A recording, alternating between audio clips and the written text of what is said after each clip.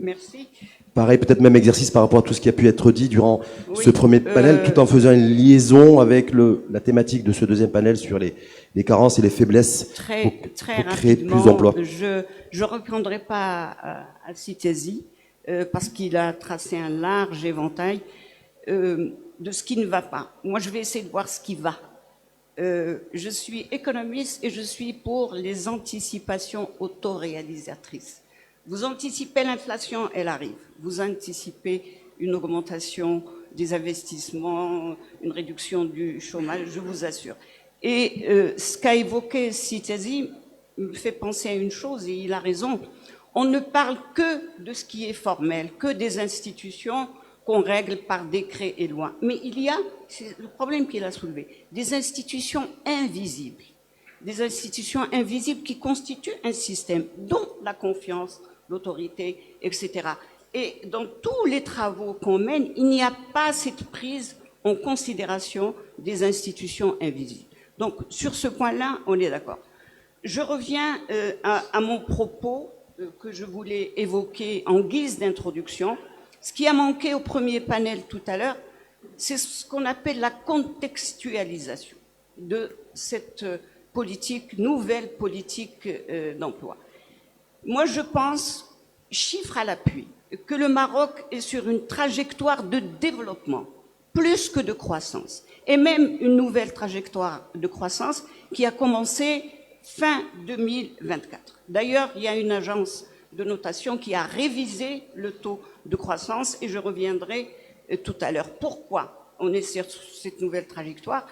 Parce qu'il y a de très grands investissements publics, c'est vrai, les 2 tiers des investissements sont faits par l'État et par le secteur public dans plusieurs secteurs que tout le monde connaît, aéronautique, automobile, il y a même un écosystème qui a été formé, il y a des relations entre les PME et les grandes entreprises, il y a les industries de la défense, il y a les industries dans le secteur des énergies renouvelables, etc.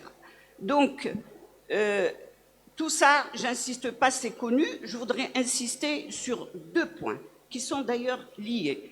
Le premier, c'est le Maroc, terre d'investissement régional.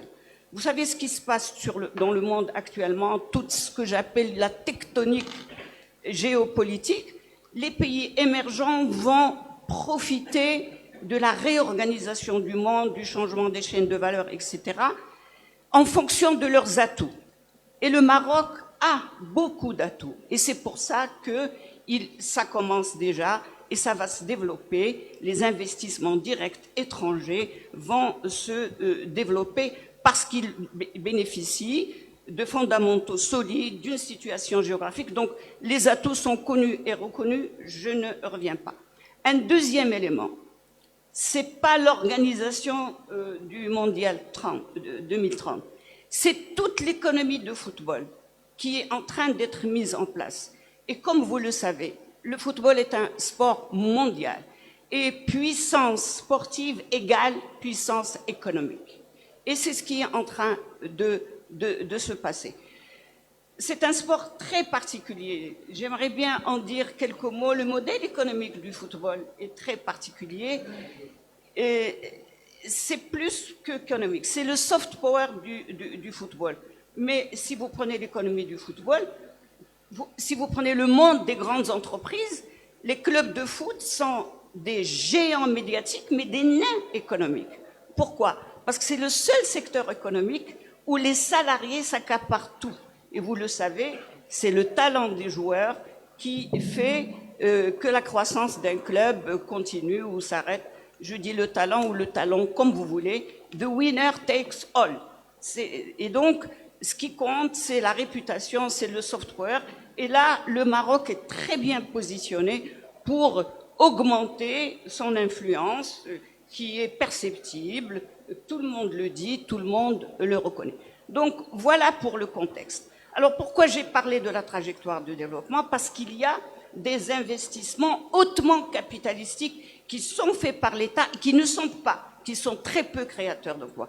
Eh bien, pour moi, la stratégie d'emploi qui a été déroulée, mais que partiellement, vient répondre à cette problématique, c'est-à-dire qu'elle propose des investissements créateurs d'emplois. Les économistes ont des modèles économétriques pour tester tout ça. Actuellement, ce qu'on appelle l'élasticité emploi-croissance est faible. Elle est de 0,23%. Ça veut dire que pour 1% de PIB supplémentaire, on a 0,23% de création d'emplois. Donc, qu'est-ce qu'elle dit, la stratégie? Très rapidement, on ne va pas entrer dans les chiffres. Il faut créer chaque année 500 000 emplois. D'accord? Et deuxièmement, il faut réduire le taux de chômage à 9%. Est-ce que c'est possible? Donc, si on trace des perspectives en fonction de calculs qui ont été faits, pour arriver à avoir 500 000 emplois en plus, il faut un taux de croissance de presque 8%. D'accord? Ce qui n'est pas réalisable. Donc, j'estime que le fait de compléter les investissements peu créateurs d'emplois par des décisions, et on reviendra tout à l'heure sur toutes les mesures qui ont été prises pour favoriser les TPE, les PME, je reviendrai tout à l'heure, il y a tout un dispositif de financement, etc. Mais disons, globalement, c'est peut-être le début du changement du modèle dont parlait Citasi, et je suis entièrement d'accord qu'il faut travailler sur ce qu'on appelle les institutions invisibles. Et voilà pour le moment. Merci, mais effectivement,